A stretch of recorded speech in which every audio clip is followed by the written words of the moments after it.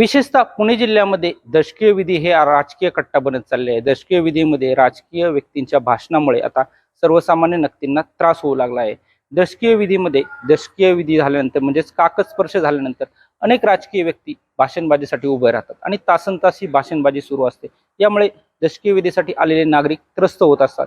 यावरतीच उपाय म्हणून शिक्रापूर ग्रामस्थांच्या वतीने काही तरुणांनी एकत्र येत दहाव्यामध्ये भाषणबाजी करण्यावरती बंदी घालण्याचा निर्णय घेतला आहे। दशकीय अवधीमध्ये फक्त 2च भाषणं होते, त्यामध्ये एक पाहुण्यांचं आणि एक ग्रामस्थांचं। याच विषयी बोलण्यासाठी आपल्यासोबत काही ग्रामस्थ, काही तरुण आहेत। त्यांनी हा निर्णय का घेतला, त्यांना ही संकल्पना का सुचली, याच विषयी आपण त्यांच्याशी बोलणार आहोत की काय निर्णय घेतलाय। काय सांगाल तुम्ही, दशकीय विधीमध्ये भाषणबाजी बंदीसाठी निर्णय घेतलाय, काय संकल्पना आणि या मागचा उद्देश काय आहे? कारण आपण आता बऱ्याचशा गावांमध्ये पाहतो की काकस्पर्श झाल्यानंतर जे दुःखांकित जे कुटुंब आहे त्या कुटुंबाला आपण आधार देण्यासाठी आपण सर्वजण जमत असतो। पण वस्तुस्थिती जर पाहिली तर काकस्पर्श झाल्यानंतर अनेक राजकीय असतील क्षेत्रातील व्यक्ती असतील किंवा इतर क्षेत्रातील व्यक्ती असतील, भाषणांची जी संख्या आहे ती वाढत जाते खूप।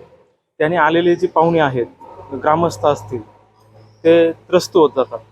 त्याच्यामुळं आम्ही तरुणांनी, आमच्यासोबतच्या अनेक तरुणांनी हा निर्णय घेतला की आपण काय करूयात, की भाषणांची संख्या कमी करूयात आणि दिवसेंदिवस हे पेव जे वाढत चाललेलं आहे त्याला आळा घालण्याचा आम्ही कुठेतरी प्रयत्न करत आहोत।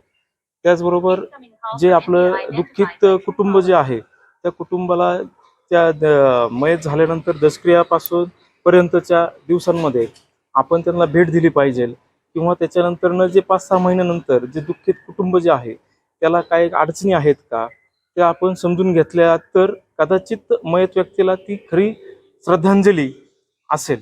त्यासाठी आम्ही हा निर्णय घेतलेला आहे तरुणांनी।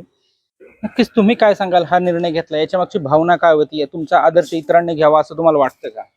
हो, नक्कीच. कारण की या ठिकाणी राजकीय भाषणबाजीमुळं अनेक तास जायचे, त्यामुळे लोक त्रस्त व्हायचे।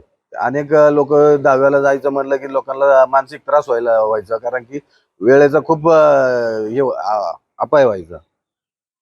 नक्कीच काही ज्येष्ठ नागरिक देखील आहेत, तुम्ही देखील या संकल्पनेमध्ये सहभाग झाला, याच्या मागचा उद्देश काय आहे? तरुणांच्या बरोबरीने तुम्ही देखील तरुणांना साथ देतात। याच्या मागचा उद्देश एकच आहे की आपला कुठला राजकीय माणसांना त्रास नाही, पण त्यांनी पण भाषण करताना किंवा समोरच्या दुःखांकित कुटुंबाचा विचार केला पाहिजे की आपण दहाव्यासाठी आलोय, की आपल्या इथं भाषणबाजी ही राज्यसभा नाही, ही आपला दहाव्याच्या ठिकाणी।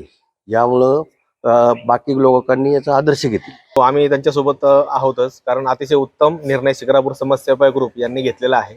तर तास दीड तास जवळजवळ एक नाही, तीन नाही, 5-6 जण बोलतात आणि त्या व्यक्तीबद्दलची माहिती सांगताना पूर्ण बालपण आणि पूर्ण मृत्यूपर्यंतचा काळ सांगतात। त्यात इतके बाकीच्या लोकांना नाहक त्रास सहन करावा लागतो की आपण इथे सांत्वनापर आलेलो आहोत आणि त्यांची भाषणबाजी इथे सारखी चालू असते, तर त्याला कुठेतरी आळा बसावा म्हणून हा चांगला उपक्रम चालवलेला आहे।